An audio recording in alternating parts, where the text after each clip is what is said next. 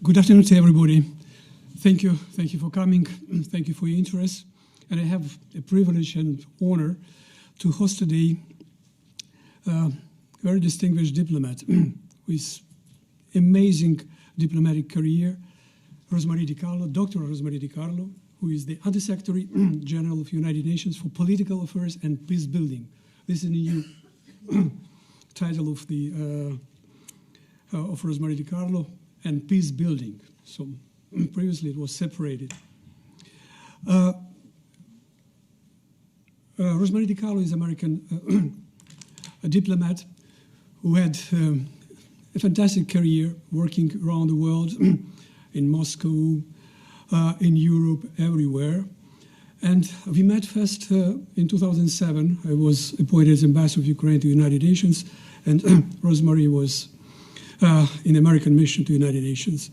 And she performed fantastically her duties there, being the deputy ambassador to the United Nations in the rank of ambassador, representing the United States in the Security Council. She was everywhere, and still she's everywhere.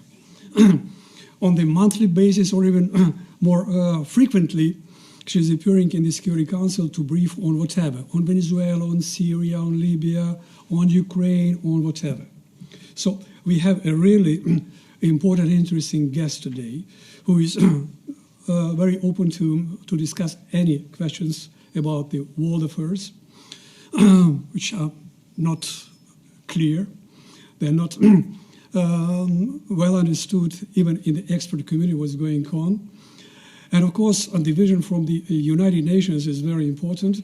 But of course, the openness is limited because Rosemary is on duties, and that's why she is to balance. She's representing the body, which depends on the membership. But at any rate, she promised to be as open as possible. And we'll start with a short presentation, and then immediately question and answers. And this time you will be the first to ask, to give more space to you to ask, and then I will mitigate with my questions, which are not very easy, even for me, to formulate them in a way to have a good answer. So, Rosemary, well, you're welcome to.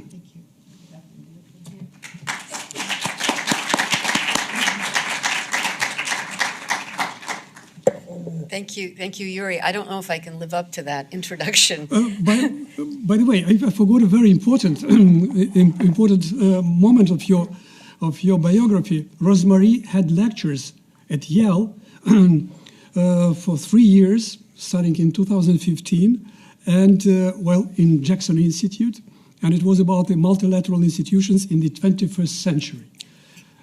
It will be one of the questions about the multilateralism and the role of United Nations in the 21st century.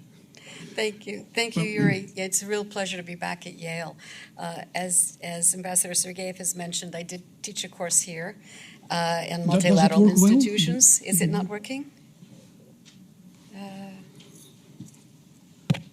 it works. Yeah, and I was here soon after I had left the U.S. State Department, and I was drawing on my experience representing the United States in multilateral fora, especially the United Nations.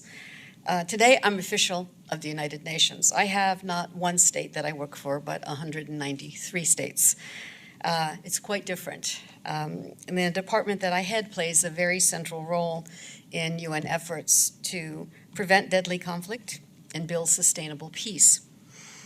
We've got a global mandate. We have political missions in Afghanistan, Colombia, Iraq, Libya, Haiti, and Somalia. We have envoys that are addressing the Israeli-Palestinian conflict, Syria, Yemen, Lebanon, and Myanmar. We also have envoys practicing conflict prevention at a regional level in East, West, and Central Africa and Central Asia.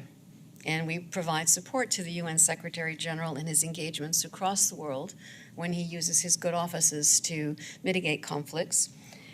And we're increasingly involved in work with countries where there is no formal or no formally mandated peace process or peace operation by either the UN Security Council or UN General Assembly. So the question, the title of this talk kind of raises the big questions. The pressive demands of my job means that I don't often think of the bigger picture, putting out daily fires. So I'm particularly happy to have this opportunity to talk with you and share some of my thoughts with you today and hear your perspectives on multilateralism and the future of multilateralism. I mean, we're having this discussion today at a very difficult time. Far from having any new world order or a preserved old order, what we see is unease and uncertainty around the globe. We have intensified competition among major powers, a perception that we face threats that are more serious than we've seen in a generation. We have persistent conflict, accelerating climate change, and new forms of warfare deriving from technological change and without international governance. In our core work of conflict prevention and resolution, we're seeing some negative trends. There are three that stand out, and they're sort of intertwined. The first is that conflicts are increasingly intractable. The average duration of civil wars has risen over time, and it's reflected in the increased average duration for our peace operations and political missions. Second, an abundance and fragmentation of non-state actors and armed groups. Think of Syria. Conflicts today often feature complex and decentralized non-state armed groups with loose and fluid chains of command. Some adopt terrorism as a deliberate tactic. Some target the UN, complicating our acceptance as an impartial actor by all sides. And third, increased regional and international involvement. Conflicts are increasingly affected by competition for power among regional and other actors, as well as factors such as migration. The priorities of influential neighbors or international actors can directly impact on our ability to resolve conflicts. Together, these factors contribute to a sense that we've lost traction on major conflicts. Also contribute to increased calls for isolationism and closed borders, and feed skepticism about multilateral efforts. Yet, as Secretary General Antonio Guterres has frequently observed, this is a moment where there is arguably more need for multilateral cooperation and collective solutions to a range of problems that transcend borders and regions than at any other time in the history of the United Nations. How do you explain this and respond to this central paradox? My view is that a questioning of the relevance of multilateralism is rooted in divergence among states in their interpretation of the basic principles on which the United Nations is based, principles that have defined international cooperation for the past 7 decades. This underpins a tendency to circumvent rules and lead some states to seek to redefine their roles in a multilateral system. When the UN was established 74 years ago, its member states committed to the sovereign equality of all states, to refraining from the use of force, and to taking collective action regarding threats to international peace and security. These principles are outlined in the UN Charter, to which all member states of the United Nations, all 193, have pledged adherence. They were developed by the victors of the Second World War, still major powers that exist today, but there are new powers now that weren't part of the creation of these rules, and even those who were interpret them differently. Let's take just one principle that's enshrined in the Charter, sovereignty. To many countries, sovereignty does not mean that a state has the absolute right to do as it chooses. It also means that a state has responsibilities, not only to its own citizens, but to other states. A responsibility not to pollute the environment, to prevent terrorists from crossing borders, to curb the flow of weapons, to abide by international human rights and humanitarian law. But to other states, sovereignty is deemed absolute. This has limited the UN's ability to prevent and resolve conflicts in many parts of the world, including, perhaps most obviously, Syria. Meanwhile, many people are losing faith in the process of globalization. They feel left behind. Around the world, we see the rising appeal of nationalist and populist voices. Demonstrations are affecting countries from the Middle East to Latin America and the Caribbean, and from Europe to Africa. While every situation is unique, one common thread connecting all demonstrations is a growing deficit of trust between people and political establishments. This constitutes a rising threat to the social contract. Yet not all the news is bad. Indeed, if we look back at the high-level week of the General Assembly this past September, more world leaders than ever before descended on New York. The climate crisis quite rightly topped the bill in terms of their attention, and beyond states generated an extraordinary mobilization of activists, many of them young, demanding change at the Climate Action Summit.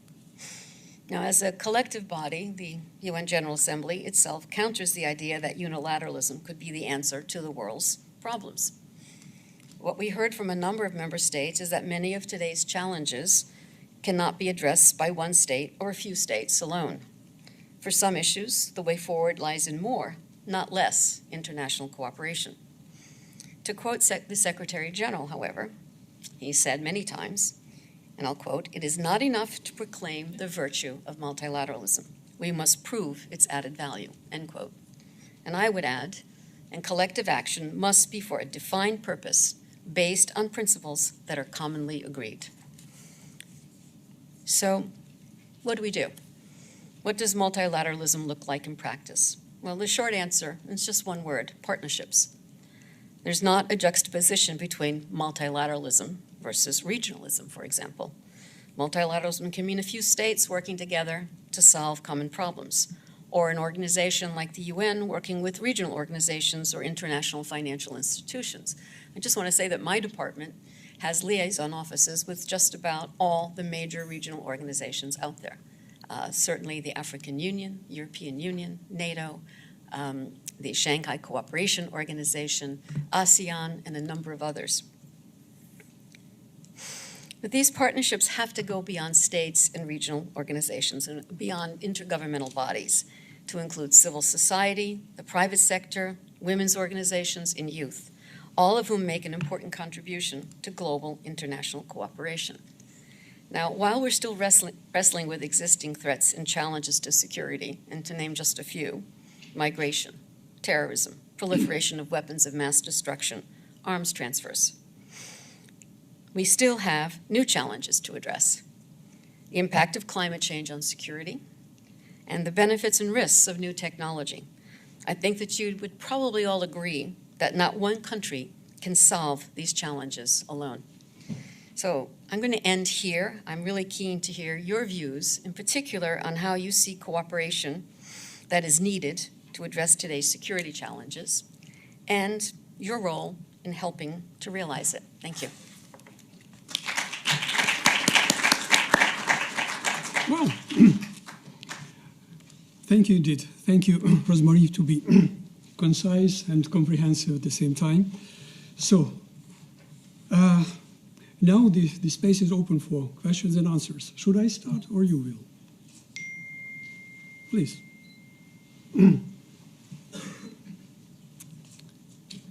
Okay. Just wait for the microphone to come to you.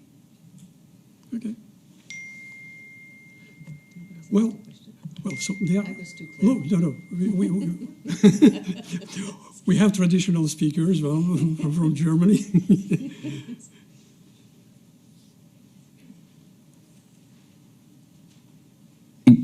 Thank you very much, Ambassador Di Carlo. Just to kick off the discussion, can you give us an example from the last 12 months, a positive example coming out of the Security Council that helped resolve a current conflict? All right. I think, should we see one out of the Security Council, or something that was resulted from the intervention of the United Nations? Your choice. Can Jerry mic now? No. Yes? Okay. Okay, I think there are a number of positive examples that I can cite. Of course, some are still a work in progress. First of all, I think the role that the UN has played alongside the African Union in Sudan for the transition in Sudan is a very positive development. It's work that was done very quietly, behind the scenes, with the strong support of the UN Security Council. We've seen a transition to what we hope will be a stable civilian government and a society that is trying to work through a number of reforms to not only improve the economic potential of Sudan, but to deal with the needs and the desires of the society. So I think that's one that I would cite. And again, as I said, it's a work in progress. And it's going to demand a lot more attention, not only from the United Nations and the African Union, but from many, many member states to help Sudan through this transition. This one. Another one, and this is a one that probably doesn't get a lot of attention, and it lasted over 20 years. I think it's 25, actually. We managed to produce an agreement between Greece and the former Yugoslav Republic of Macedonia on Macedonia's name. It may sound as if this was not a conflict that was an armed conflict, but it certainly was a huge irritant not only for North Macedonia and its movement forward, but for the entire Balkan region. So I really think that this shows that persistence actually can make a difference. Our envoy who handled these negotiations did it for the full 20-some-odd years. Those are two examples I would give you. I think that, highlight the work that can be done quietly behind the scenes. There are many examples, obviously, where peace has not been achieved. I mentioned Syria. We're still working on Yemen. A lot of things out there that have to be attended to. Thank you. Thank you for opening this discussion. Well, of course, the question is very close to the more difficult one, that even supporters of the United Nations do believe that the United Nations was created last century as a product of the Second World War outcomes. And it's not easy to be well adapted to the challenges of the 21st century. And the question to all of us is what to do to adapt United Nations based on the old charter to cope with the challenges of the 21st century. And the department is, well, thinking about that, I guess, and you have some instruments. Yeah, I think there are two areas I'd like to cite. First of all is on new technologies. And obviously there are tremendous benefits, and there are also risks. And my department has set up an innovation cell to deal with the issue of new technologies. How do we use big data to help us assess the mood of, let's say, particularly outlying areas regarding the peace process? Artificial intelligence. What are the good uses of artificial intelligence in trying to prevent conflicts or help resolve them? But then there are also many risks, and we know this. There are certainly risks with artificial intelligence. The risks that we see with social media now and hate speech, which has become a huge issue in many parts of the world. So I think that we have to find ways to deal with these new challenges, if you will, or threats. We don't have the means or the mechanisms. We don't have international governance for new technologies for cyber. And at some point we will need to develop them. Another area that we're working on, which is new, we all talk about climate change, but there's also the impact of climate change on security, on peace and security. And we see this with farmers and herders. We see this obviously with the Pacific Islands, who are fearing that they're going to be risking their territory. That they're going to be risking their territory, and we could see a mass migration of people. So there are areas that need to be addressed, some of which, frankly, are denied by a good part of our membership. But we understand, and we see on the ground, that they are challenges that really could cause instability in various countries. Thanks. Okay? Yeah, okay. Thank you. Okay, thank you. So, your turn.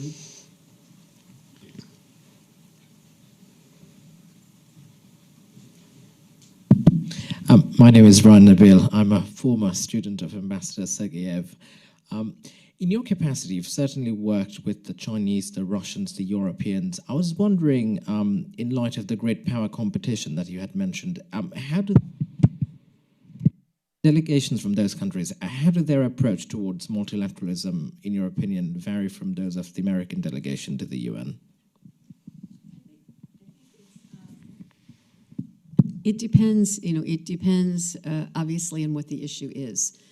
There is a lot of professing support to multilateralism, but again, if we don't have an agreement on a common set of rules, it makes it very difficult to, in practice, achieve that kind of collective action that is needed. I think you also will see that countries come at the issue of resolving conflicts or what is a conflict in very different perspectives. And again, Syria, I think, is a case in point where there were a number of countries that felt that the violations of human rights and international humanitarian law were unacceptable. In other countries that felt that indeed a state has the right to deal as it sees fit with an insurgency or rebellion. Well, as I told that a few years ago, just prior to this position, Ambassador Rosemary DiCarlo was the president of National Association for American Foreign Policy. And what I noticed, how many efforts she dedicated to find the dialogue, to create a dialogue between three major powers in the Yellow Sea: China, South Korea, you mentioned China, so we're moving to that, and Japan. So, and we had the panel, the top political experts and diplomats there, and that help you, well, to earn a well-deserved authority at that time in the region. And so you are using that now, traveling there, well, trying to find and to create a dialogue, which is absolutely important. United Nations is a dialogue, is a process. Well, am I right? You're absolutely right. United Nations is a process, and I have to tell you, it's very different being a diplomat for a national service from being an international civil servant. When you are working for your national service, you know what your policies are, or you think you know what your policies are, and you go for it, right? When you're working internationally, you are trying to bring people together. And that is the point. You're impartial, and you're trying to bring impartial, obviously based on certain values and principles that we all adhere to as international civil servants, and that is the principles enshrined in the UN Charter. But it is to bring people together. And I have to say that my past experience, both in the nonprofit world, I think, and in teaching here and in listening to the various views of students, the students I had, every class I had was, I would say, 50% US and then 50% from other parts of the world, really has helped me in the work that I'm doing now. It is not very easy, obviously, to be sitting at a table with such divergent views sometimes, but trying to get something together that you can move forward with in order to, let's say, at least manage a situation, if not resolve it. Yeah.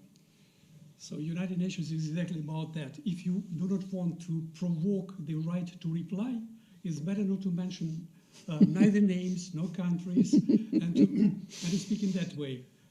For example, about the multilateralism.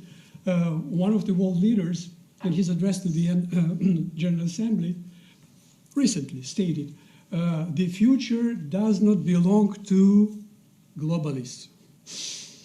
Mm-hmm. Everybody knows what's about. Well, no need to give a name or country and so on. And the reaction immediately appeared from the membership. There can be no return to pre-globalized world. So, of course, this is the competition between the realities which really we are facing around the world. But so this is about the what you mentioned in your in your statement how fragile multilateralism is, but how greatly supported multilateralism has in a global community. And of course, the multilateralism will gain because a lot of the challenges which none of the even big country can cope with alone. Your questions? Well. Thank you for being here. So the Syrian Constitutional Committee met for the first time, I think, a few days ago, and I was wondering whether you thought of that as a success of multilateralism, and also just generally from your position at the UN, how do you work through the challenge of having to include powers that, say, maybe bomb hospitals in multilateral efforts kind of brokered by the UN, and how you work through that difficulty? Yeah. Good question. Yes, a very good question, because the Secretary just came back from Turkey for the Secretary General Guterres attended the conference, mediation. Mediation is one of the major tools how to settle the problems, and of course Syria was on the top of the agenda. Thank you. First of all, I think after long last, the Constitutional Committee met. It, I think, is about 2 years in the making, which is quite a long time. The first few days, 150 people, almost 150, a few people dropped out before the conference began. It was 146, met and came up with an agreement on rules of procedure and code of conduct. Just that in itself is, I think, quite amazing.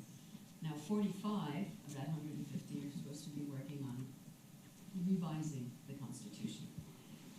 But it's going to take a long time. There's no question. This is not going to be easy. If this were easy, it would have happened long ago. But it's a start. And it also gives us the opportunity, I think, while these negotiations are ongoing, is to deal with other issues, maybe smaller, more localized issues in Syria that can improve the situation and make the lives of people better. Things like property laws, certain initiatives that were adopted since 2011 that certainly would discourage the return of refugees. But maybe we can, as we have discussions going on something that is broader and more major, solve some very nitty-gritty problems that can improve the situation for everybody in Syria and for those that left Syria, and hopefully be an encouragement for them to feel that they would be able to return. And our view is the UN, policy on refugees is clear, and it's around the world, and does not just pertain to Syria, but to everywhere else, including Myanmar,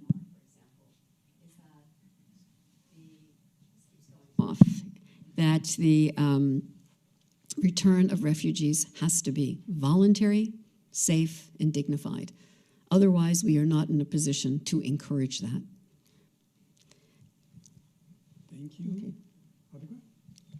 I didn't answer the second part. I didn't answer the second part of your question. How do you sit down at the table with people who bomb hospitals? You have no other choice. Let's put it that way. You have no other choice but to sit with everybody who's involved in a particular conflict and try to move forward and try to reach some kind of agreement on some basic parameters and basic principles to help resolve a situation and move forward to perhaps a better future. Thank you, Professor De Carlo. I had a pleasure of being your student a couple of years ago, one of the last classes you were teaching here. Thank you for being here. I have a question. Speaking of cooperation and dialogues, some of the most important dialogues on human rights obviously were happening within the Human Rights Council, from which the US withdrew, as we know, in 2018. And how does it, I would like to know from your vantage point of how does it affect the dialogues in that area, and whether you see some ways around it, and what would be the next steps, and whether there are some countries that are taking the leadership in this area. Thank you.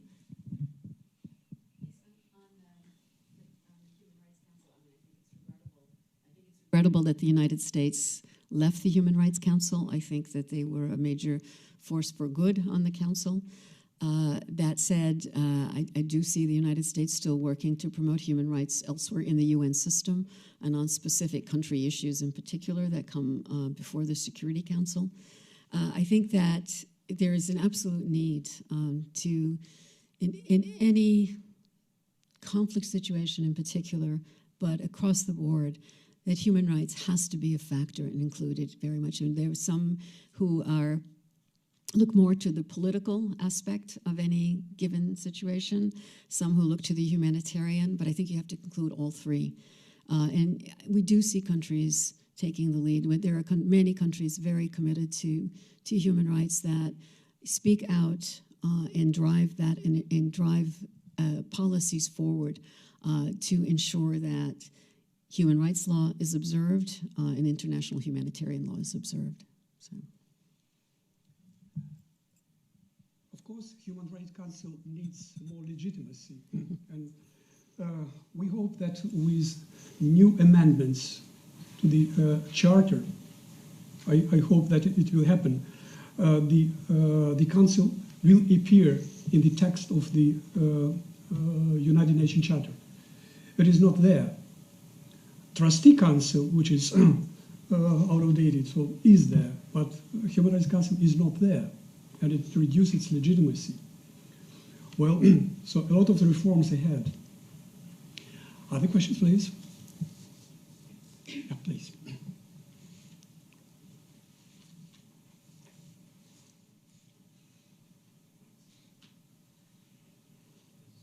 Thanks, ambassadors, for being here, especially Ambassador De Carlo. There are numerous Security Council resolutions that are either not adhered to or that are violated intentionally. That makes the credibility of the Security Council a bit shaky. Now, granted that these resolutions were able to diffuse major crises, but I feel like these crises are now percolating or simmering. And so my question to you is, what can be done to remedy this this conundrum, this major challenge? Thank you. And your point is very well taken about Security Council resolutions that are not adhered to, that are violated. Let's just look at, for example, at resolutions that call for arms embargoes on countries. We see this with Libya, case in point, where arms are flowing into both sides of both warring parties. Clearly the resolution that was adopted several years ago is completely ignored. It's blatantly violated, and we see pictures on TV. And some of the countries supplying those arms will tell you that, oh, there's a need to observe the arms embargo. So it's quite amazing. Similarly, Yemen, again, arms embargo that's being violated very clearly. I think this is an issue that has been raised on a number of occasions, both for countries that have been on the Security Council, for other member states. How do we make these resolutions binding, really binding on member states? And there's been no way to do so. What we see is the Security Council writes a letter sometimes if there's a violation. I'm thinking of the case of Lebanon, where again, we have a situation where arms transfers are in violation of Resolution 1701. And I think it all goes to the credibility of the Council and the credibility of the United Nations. Now, obviously, some would say, those who are sort of deniers of international action, and that the Council overreached in adopting some of these resolutions. And then others would say, no, we didn't overreach at all. It's just that we had no mechanism really to call the violators into question. And that is, I think, a major part of the problem. I don't think we ever will have that kind of mechanism adopted. But I think that the credibility of the Council is really what is, let's say, going to be necessary in order to see greater observance of a number of resolutions. Where does that credibility come from? I think it comes from Council actions and acting early. Often they act late. I'm not criticizing the UN Security Council. I was on it, and I just saw it from within. But sometimes it's hard to get the Council to in agreement to move forward on a particular issue early enough. I think it also comes from the fact that not only the Council, but the United Nations, until very recently, was focused on putting out fires, on resolving conflicts instead of preventing them. I think that's a huge part of our problem, and this is what really needs to be addressed. The current Secretary General has made conflict prevention a priority. It is throughout the UN that we're working on conflict prevention activities.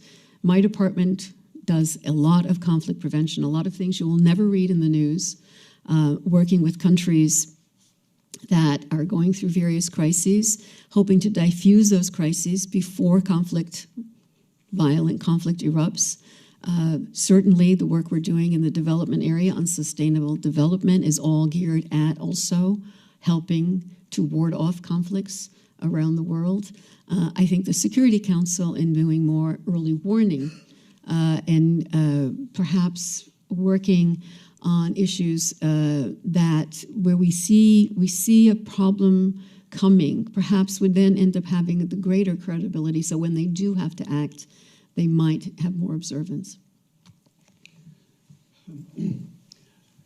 The new Secretary General took the preventive diplomacy as his major task in his programs. So you remember our colleague from the United Kingdom, Mark Grant, Sir Mark Grant, and at one of the meetings in the Security Council, he made an interesting statement that the Security Council, according to the Charter, was designed to be a smoke detector and not just a fire extinguisher.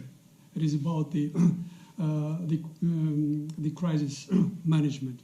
So he said about that, just advising well to work on how to prevent conflicts, how to detect them on the early stages, and what should be done. Well, not to let the conflicts to move to the serious wars and whatever.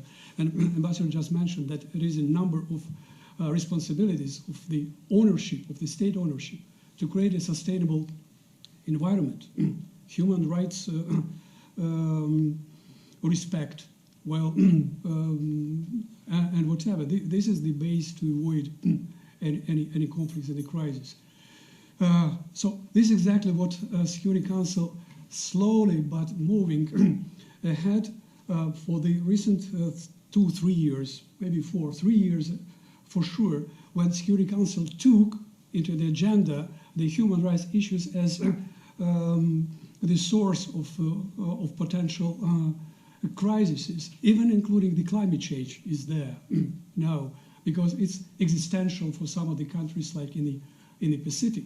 But it's not just about climate change, it's about the people and their lives. Well, great, thank you. Okay, starting first. You, then you, and we'll move ahead. Okay, then you. So, from a spectator perspective who follows news on the UN, one would think that the UN is a place where people talk a lot, but they do little. So, how would you reassure people that what the UN does is important for them, and they should believe in multilateral institutions like the UN?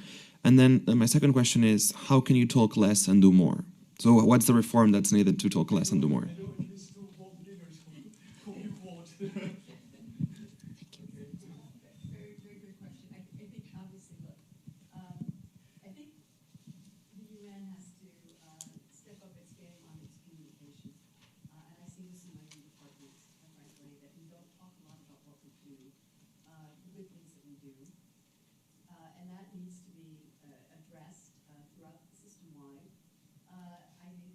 probably need to be able to explain, justify to taxpayers why we are being paid. And I'm talking about the Secretariat now. They're two different things. There's the Secretariat and the member states and the various bodies that the member states are part of. But let's just talk about the part that I can have an impact on, which is the Secretariat. I think we do need to do a better job. We are very, very quiet about the conflict prevention areas we work in for a number of reasons. One, we do want countries to think they resolve the issue themselves. We don't want to go in and take credit for something, even if we feel that had we not been engaged, that perhaps conflict over a particular electoral result would have led to perhaps unrest in a country. Secondly, as I said, there is real concern about interference in domestic affairs of a country. That is something that we see many member states concerned about, whether it be the UN coming in or a particular state coming in to resolve a particular issue. And I'm not talking about military intervention. I'm talking about intervention of other kinds. So we're quiet about that. But we do need to do, I think, a better job of explaining what it is we do. I'll give you an example. My department has a standby team of mediators that we deploy. It could be for a lot dealing with elections. I have to say, elections are always a flashpoint in a society. That's not the major problem, but that's the spark that sets things off. Constitution drafting, mediation for a number of issues. We're working on right now mediation and mitigation efforts on dealing with climate change, conflicts between farmers and herders and various aspects. We don't go around publicizing it very much. Countries often don't like the fact that it's, you use them to explain, what it is you're doing. On the other hand, it is kind of important for people to know that the Secretariat is working and doing things and trying to resolve conflicts. As far as the talk, there's nothing wrong with talking. I have to say that if hammering it out in the General Assembly or some committee meeting means that by the end of the day you might have changed a few minds or it helped diffuse a situation, there's nothing wrong with that.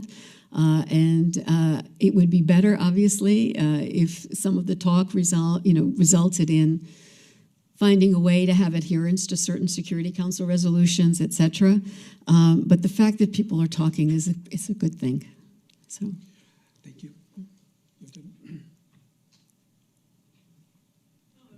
Oh, can you hear me? Oh, wonderful. Thank you so much for coming, Ambassador. In regards to the fires in the Amazon rainforest recently and the refusal of Brazil's president to make significant changes to curb the fires, even in face of international economic sanctions, do you think there could be a multilateralist effort to curb deforestation that would not eventually disregard Brazil's sovereignty and in the face that the fires reach critical levels in the Amazon rainforest that would lead to eventual UN peacekeeper intervention?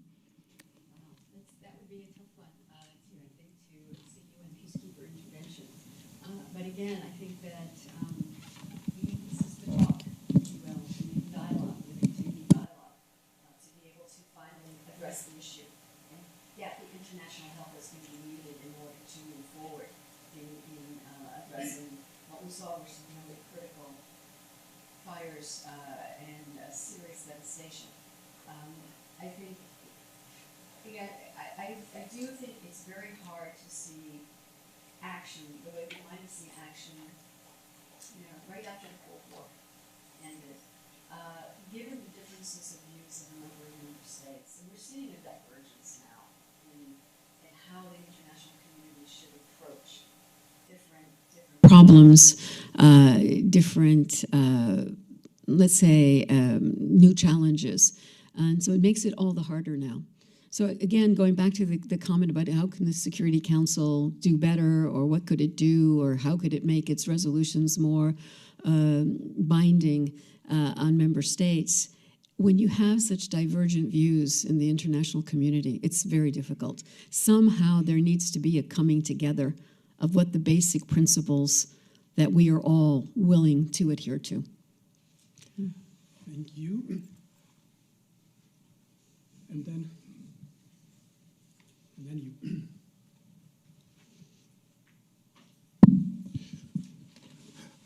I wanted to ask, do you think that the UN Security Council can maintain its long-term legitimacy without including additional major or emerging powers as permanent members?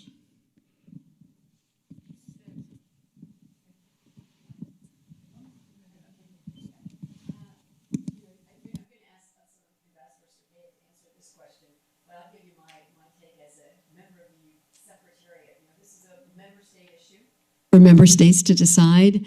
I think that, look, inclusivity is important. There's no question about it. I think that it's not just a question of adding new members. I think that obviously would certainly make the resolutions that are adopted perhaps more relevant to certain regions. But it's also a question of, again, coming together on what it is the international community adheres to, what are the parameters for their action, and that is going to be the most critical thing, I think, in credibility going forward.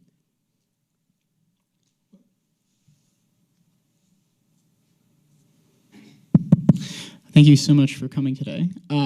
So you guys have spoken a lot today about structural reform and the need for reform in the Security Council, and I'm curious how feasible you see some of these reforms being, especially given the veto powers of permanent members.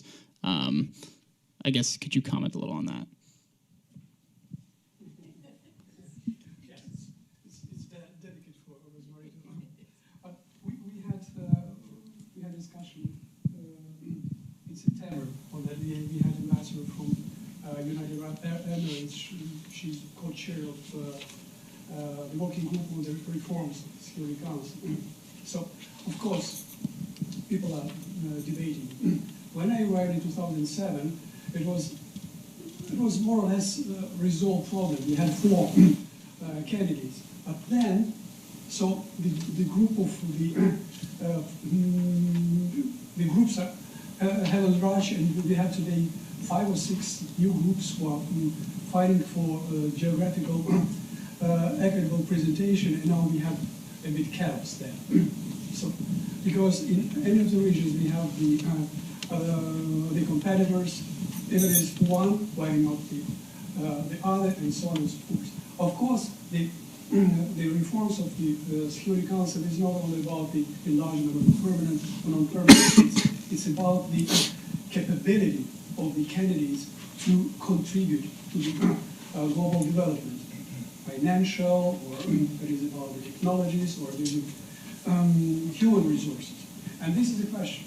This is the question because the situation is changing dramatically. Those who were on the top, now they are in the middle at least. And so it's not easy to find the solution. Not easy. But again, this is part of the New World Order which is on march. We have just a few signs of this New World Order, but most probably in the end we have the new composition as we got now after the Second World War, as a product of the Second World War. So today we have 2 things. First of all, the membership, they are involved in the construction of the New World Order. Either they are gathering around the major centers, or they are trying to define themselves as a center of the new one of the centers of the new order. So we are in the dynamics, and still the features of the new world order they are not clear. They are not clear. We see the competitions. We have the different trends, and so most probably in a few years. Ambassador of Arab Emirates, she was not so optimistic to declare that tomorrow we will have the new world order, the new composition of the Security Council, or a new body governing the world. So all of us, we are living in that situation, but what is important, following the question of from the audience, the dialogue is very important. How to bring the diversity to harmonize, to bridge the diversities, how to harmonize approaches, and to define the new rules. So it's a complex question. The new rules, the new behavior, the new respect, the new challenges, how to cope with them, and so they will bringing new players, So there is no exact answer. all the nations they marry to be in the permanent seats. But, well, to have 193 countries on the permanent seats, it means that to destroy the council as it is. So we are living in the process, and we are builders of this process as well.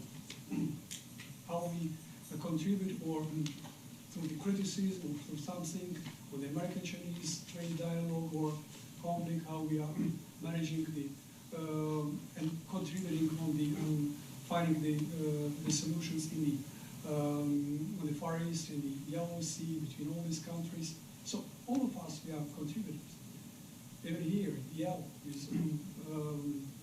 with intellectual forces like that. Of course, what's going on is not new.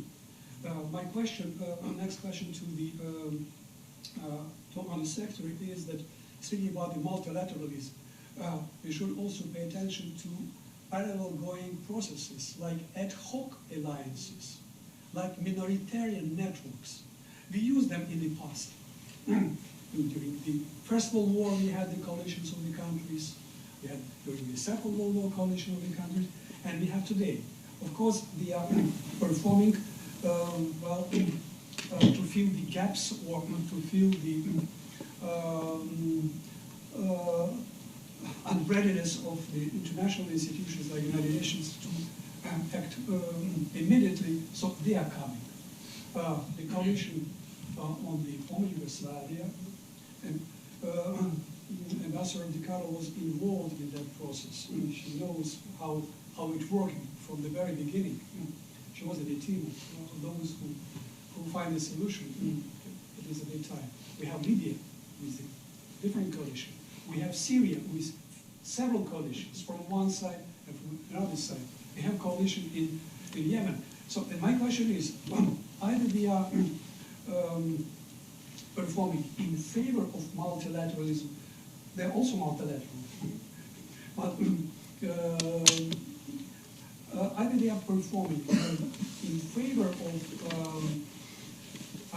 United Nations proclaimed charter principles, or they are trying to substitute and to bring a new way of the managing the global affairs. What do we have with all that? I think we have a mix. I think we have a mix. First of all, I always we use the catch-all phrase multilateralism a lot, and what we really mean, I think, is collective action based on a set of principles that we all agree to. Okay, a rules-based order. Now, the rules may be changing, but you need agreement to change them, and I think that's the key. And sometimes, if issues can be resolved within a country, there's a conflict, and the country manages to come together, and that's great. Or it can be resolved with a few states working with a country. Or it can be resolved by a regional organization or a group of regional countries working on an issue. All of that is fantastic. It doesn't have to be 193 countries professing on the issue, or they come to the UN. So I think that is all the better if it can be resolved at a lower level, a smaller grouping. We have a lot of initiatives, and some of them are absolutely excellent. I mean, I think the point you made about the former Yugoslavia, the contact group that I was a part of for a while, that worked together, and I think helped to resolve a number of issues related to the breakup of Yugoslavia. We see many groupings. We've got Friends of Sudan working on helping Sudan through its transition. We see various either regional organizations or countries coming together on Haiti, on a whole range of issues. And this is good. But I think there's also a question of, it's not just working together. It's a question of what are you working together for? Are your principles grounded? Are we really paying adherence to international conventions and basic human rights and civic and political rights? And is that changing? And I think that's something that we have to look at. And it's what are we putting these collective efforts toward? And obviously, I'm not saying that things are sacrosanct and that new rules are adopted. There are changes maybe to certain systems, but there needs to be a consensus, or a broad consensus, let's put it that way, to do that. And I think that we often see today groupings going off in different directions. And while it may be multilateral because there are a number of them, perhaps what they're aiming toward isn't exactly what a lot of us feel is the way forward. Yeah. So the situation around the global governance, including the how to maintain peace, well, is not easy. We are living in the 21st century. All of us, we know everything about terrorism, but still we don't have definition of terrorism. And it does not help to move ahead with the comprehensive convention on terrorism. So it means to cope with that, we are to fill this normative gap. And in the Sixth Committee, so the debates are still going on in General Assembly. Ambassador Di Carlo mentioned the cybersecurity. Still, we have the institutional gap. Still, there is no instruments how to manage that, including normative gap as well. There is the comprehensive convention how to deal with all that.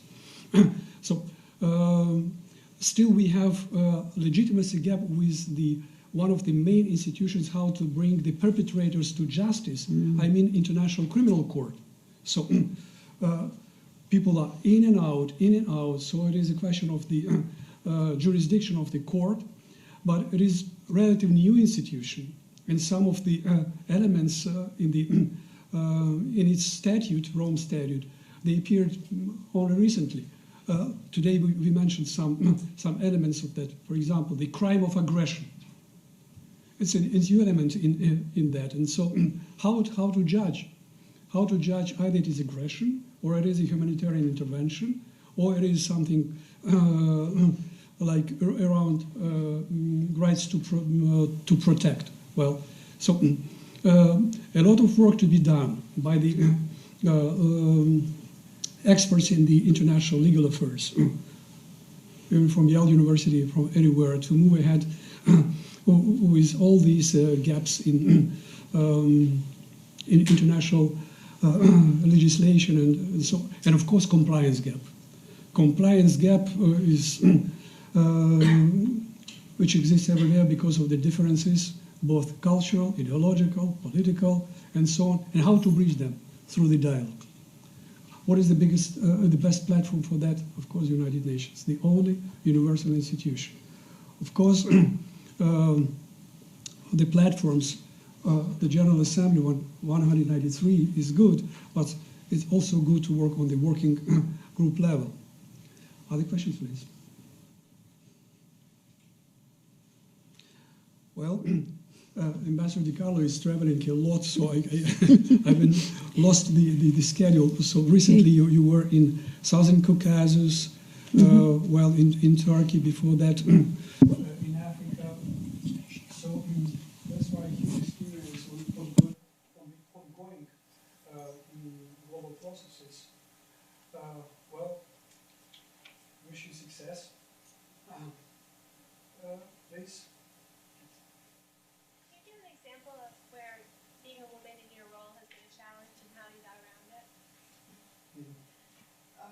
Okay, I think let me just say, throughout my career, it has not been, let's say, easy. When I joined the State Department, I joined in 1984, And until 1974, a female diplomat could not be married and remain in the diplomatic service.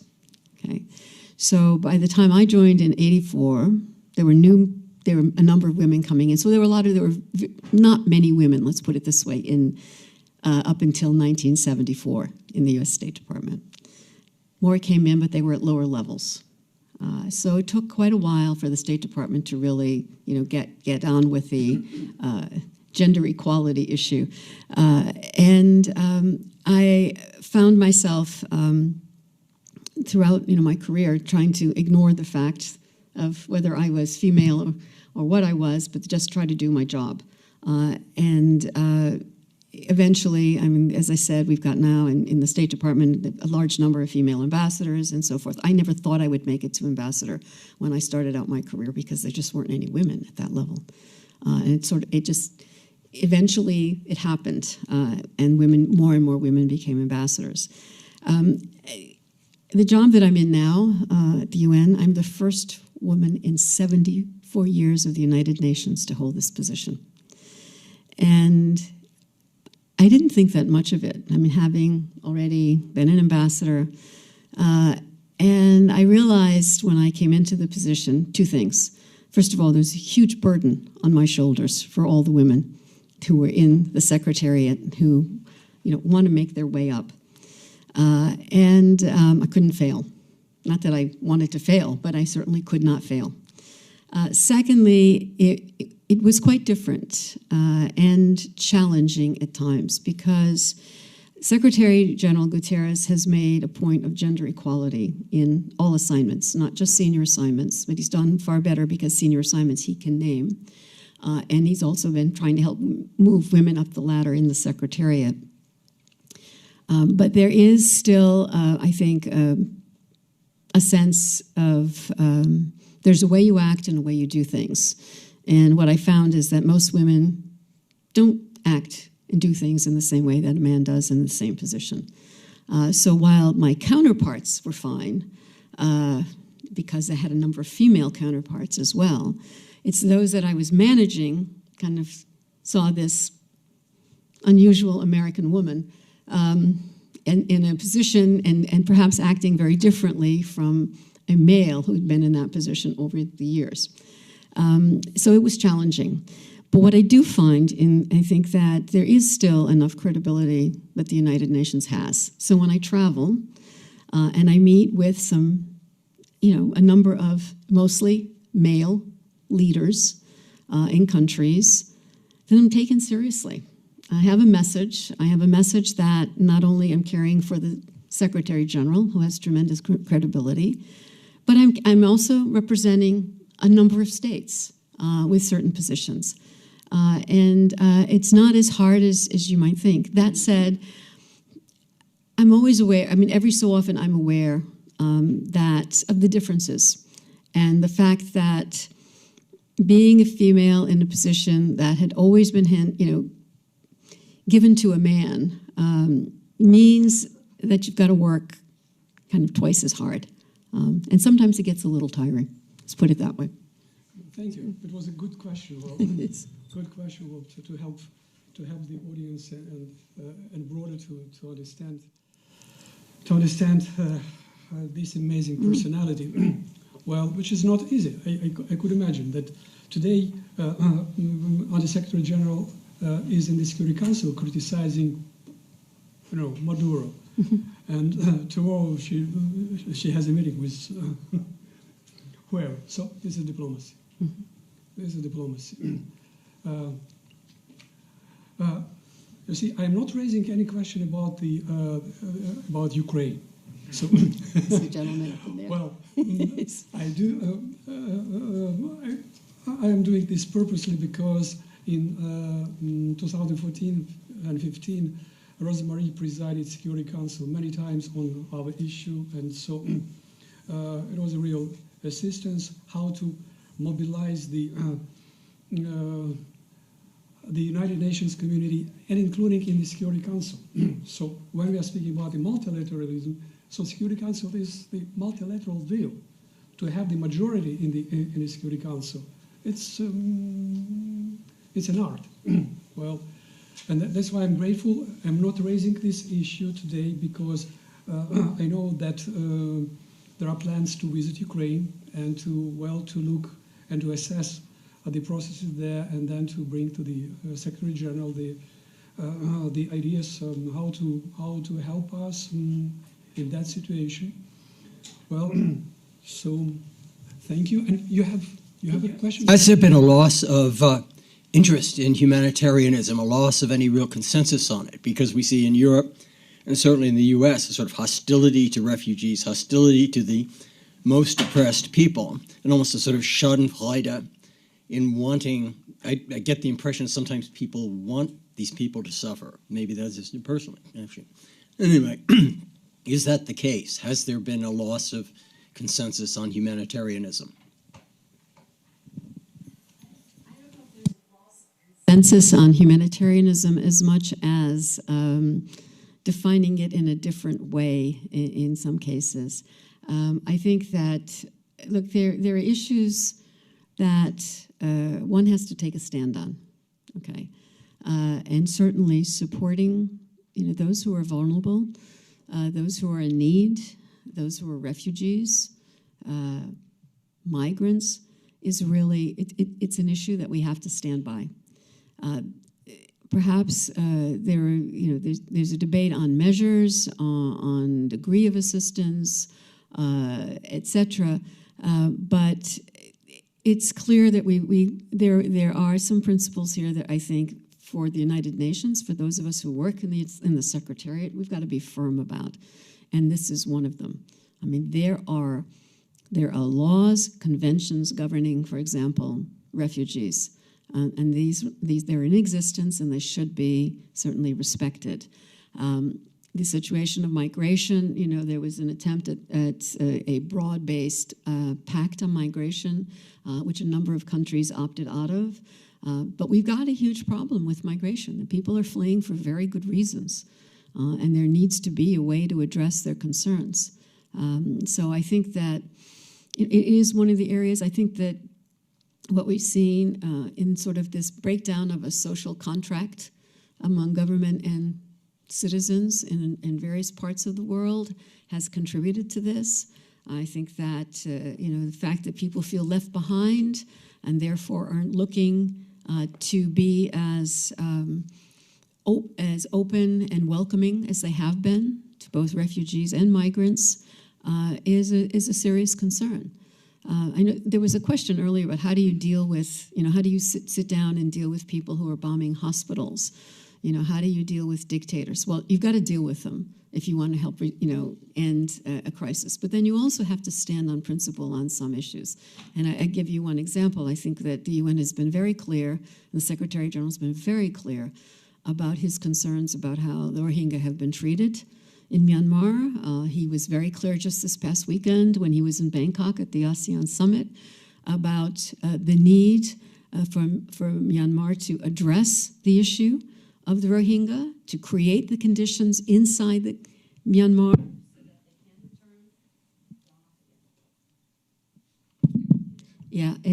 so that they can return, and not just the physical conditions, but the political conditions. So there are, I think we have to be, those of us who feel strongly about these issues have to speak up about it. I'll give you an example. I was in a country recently that was having a big debate about violence against women. Some of them thinking that this was, first of all, an internal matter, they shouldn't sign on to various conventions, that it was cultural, okay. And publicly, I said, and I would say again, that violence against women is not cultural, it's criminal. So there are some things that, again, as I may be the diplomat that has to bridge all the gaps, there are some principles, I think, that are, enduring and undeniable. So. Well, thank you for your question. It's very important, and we have young students, undergraduates. They are to. I will add some remarks to help them to better understand what's about. So, refugees and migrants. All the refugees are migrants. but not all the migrants are refugees in terms of international law. Refugees are more or less protected by the international conventions. Migrants, they were not until 2015 when a General Assembly adopted a resolution, and then they launched the process. And last year we had in Morocco, we had a summit where the Global Compact on Migration was adopted. And well, to bring both categories to the more or less equal position. The second important issue is responsibility of the parties involved, responsibility of the countries of origin.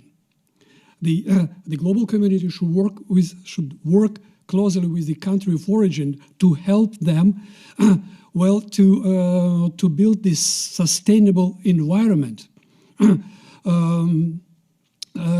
not to push people outside of the country. So the first responsibility is there. The responsibility of the countries of the transition. They are to care about the migrants, refugees. They are to define who is who, and then to either to open doors, move ahead, you are refugees, like with the Syrian migrants running to Europe. So the first countries of entry, they are to exactly define who is who. It's not easy. It's costly and so on. And of course, country of destination. So if they are permitted legally to enter in, so all the international rules should work perfectly to help them with the shelter, with the education for their children, medicine. So this is a complex of the issues. And still we have some normative gaps there. And of course, we still have the compliance gaps of all three parties involved in that. Country of origin, country of transition, and country of destination. All of them should work together. So, and this Global Compact of Morocco is about that. So, but I'm absolutely confident that still a lot of work to be done ahead. Thank you. Yeah.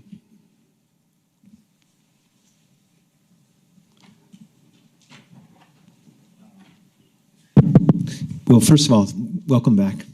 Thank you for coming back. So one of the places where multilateralism at the UN has been incredibly effective is in anti-money laundering and combating the financing of terror. Just in March, was it, that 2462 was passed, and it brought all the anti-money laundering and combating the financing of terror regulations that had been passed somewhat sporadically and sort of reinforced them and reiterated them and sort of celebrated and reinforced the role of the Financial Action Task Force. But in the NPO and NGO community, there was some concern because as these are the humanitarian organizations that go into conflict zones, increasingly they're finding it more and more difficult to bank, to get money and aid to people who need it most. The UN in their language said that we must support humanitarian efforts. They must not be disrupted. And that's great language. But if it's up to a bank to assess the value of a client that's a small Muslim faith-based NPO, and they decide, well, you're simply not worth the risk, and so we're going to unbank you.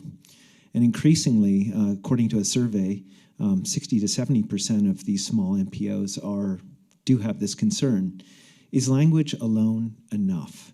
Can more be done to protect humanitarian efforts being undertaken by NPOs and NGOs in this area? And I was wondering, what are the debates behind the scene to do just that? Words are not enough, obviously. This is under discussion. There are, various initiatives, mechanisms that are being looked at to try to address this issue. It's a complicated one. It's a really complicated one because it puts then perhaps the UN in a position of, verifying a particular NPO or NGO or not, which is not a position we have the capacity to do. But I couldn't agree with you more. I mean, on the one hand, we adopt something that is really helpful to a certain end, but then it actually hurts on another aspect of the particular problem, and without having thought through how we might address that. But that is under discussion, and it's a serious problem. Thanks. Thank you. Thank you. You were great with your questions. Thank you very much, Rosemary. Thank you for coming back to Yale. Thank you for sharing with us. And of course, all of us, we wish you all the best, success in favor of all of us and the global community. Okay. Thank you indeed. Thank you. Thank you.